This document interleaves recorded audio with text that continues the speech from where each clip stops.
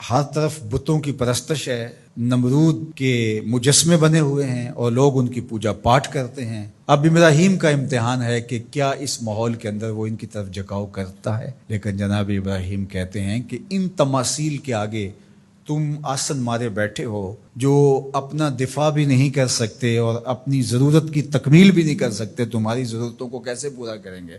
تو یہ میرے رب نہیں ہو سکتے۔ شمس و قمر کو، چاند کو، سورج کو، ستاروں کو پوجتے ہو، اچھا یہ چاند یہ ستارے رب ہے؟ تو جب ڈوب گئے تو کہا کہ جو ڈوبنے والے ہیں وہ میرے رب تو نہیں ہو سکتے، مجھے رب کی ضرورت پڑ جائے، رب ڈوبا ہوا ہو تو مجھے تو وہ چاہیے جو ہر وقت حاضر ہو، تو میں تو اس رب کی پوجا نہیں کر سکتا۔ یہ ان کے شعور کا امتحان تھا اور اس شعوری امتحان میں پورے نکلے۔ پھر اس کے بعد اگلا امتحان تھا کہ وہ اس شعور کو بیان کرنے کی طاقت بھی رکھتے ہیں کہ نہیں۔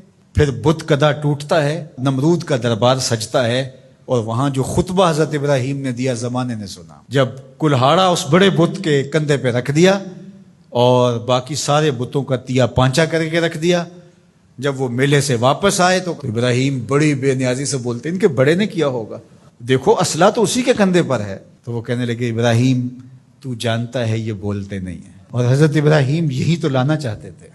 پھر جو خطبہ دیا، اف لکم ولما تعبدون من دون اللہ افلا تعقلون، افسوس ہے تمہارے اوپر اور افسوس ہے ان پر جن کو تم اللہ کے علاوہ پوجتے ہو، افلا تعقلون، تمہاری کھوپڑی میں دماغ نہیں ہے۔ اور پھر اللہ کی توحید کا بیان فرمایا۔ پھر اس کے بعد جان کا امتحان آیا، تو پھر جلتے ہوئے شعلوں کے اندر جس طرح ہنس کے داخل ہوا پیغمبر، یہ الگ اور نرالی شان تھی۔ نمرود نے سوچا تھا جل کے راکھ ہو گیا ہوگا چخا میں، لیکن 40 دن کے بعد جب آگ بجھتی ہے تو حضرت ابراہیم انگاروں سے چلتے ہوئے یوں باہر آتے ہیں جس طرح پھولوں پر کوئی نازنین چل کے آ رہا۔ پھر 87 سال عمر ہے، اللہ تعالیٰ پھر حضرت ہاجرہ کے بطن سے حضرت اسماعیل کی صورت میں اولاد عطا کرتا ہے۔ اب اتنی بڑھاپے کی عمر میں اولاد نصیب ہو تو انسان کا جی چاہتا ہے سارے کام کاج چھوڑ کے گھر بیٹھ جاؤں اور میں اپنی اولاد کے چہرے کی بلائیں لوں، لیکن حکم ہوتا ہے اپنی زوجہ کو بھی اور اپنے نو مولود بیٹے کو بھی ایسی وادی میں چھوڑ آؤ جہاں کوئی سبزہ بھی نہیں ہوگا۔ اللہ اکبر۔ پھر اسماعیل علیہ السلام کی ایڑیوں کے رگڑنے سے زمزم جاری ہوتا ہے۔ اب ذرا دیکھیے، ایک ایسا امتحان آتا ہے اگر کو ہمالیہ پہ بھی ڈال دیا جاتا اس کا پتا بھی پانی ہو جاتا۔ فلما بلغ معہ السعی، جب وہ ان کے ساتھ چلنے پھرنے کے قابل ہوا۔ ابراہیم علیہ السلام خواب دیکھتے ہیں، اور خواب کیا دیکھتے ہیں کہ میں بیٹے کو ذبح کر رہا ہوں۔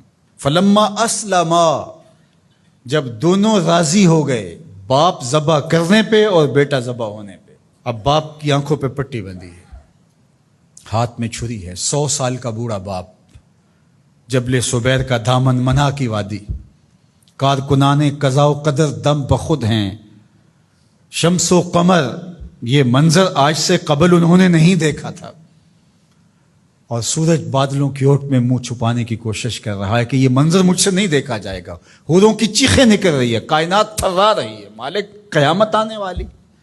اور مالک بھی فرشتوں سے کہہ رہا تھا کہ تم کہتے تھے نا کہ سجدے ہم کریں گے، تسبیحات ہم کریں گے، انسان تو دینگا مشتیاں کرے گا، ذرا میرے بندے کی اس ادا کو بھی دیکھو، میرے حکم کی تعمیل پر میرے بندے کی اس انوکھی ادا کو بھی دیکھو۔ چھری کی نوک حلق کے اوپر رکھ کے پورا وزن ڈال دیا، گلا کٹ گیا، خون بہنے لگا۔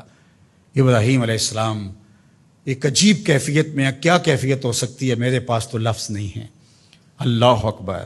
جلدی سے جو ہے وہ آنکھوں سے پٹی کھولتے ہیں تو دیکھتے ہیں کہ منظر بدلا ہوا ہے، بیٹا سمجھ کے جس کو ذبح کیا وہ تو دمبا تھا، اور اسماعیل علیہ السلام پاس کھڑے مسکرا رہے ہیں، اور پاس حضرت جبریل امین بھی کھڑے ہیں۔ یہ اس بات کا عملی ثبوت ہے یہ وہ دمبا لے کے آئے ہیں۔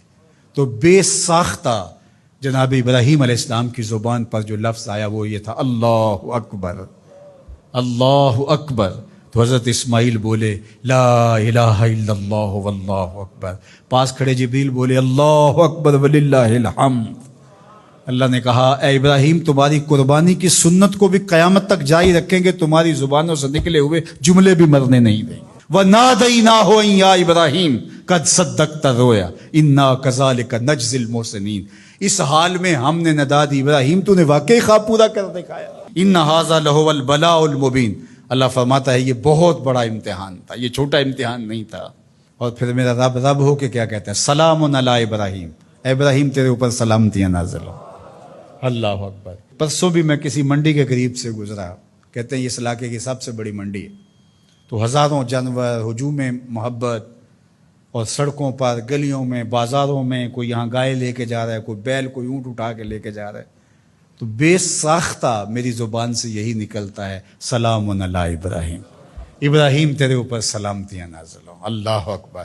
اور اس قربان گاہ پر، جس قربان گاہ پر حضرت اسماعیل کو لے کر کے چلے تھے، منا کی وادی میں جبل سبیر کے پاس، وہاں 25 لاکھ حجاج جانور ذبح کریں گے، تو منا کی وادی اس گونج سے منور ہوگی، آواز آ رہی ہوگی، سلام علی ابراہیم، ابراہیم تیرے اوپر سلامتی۔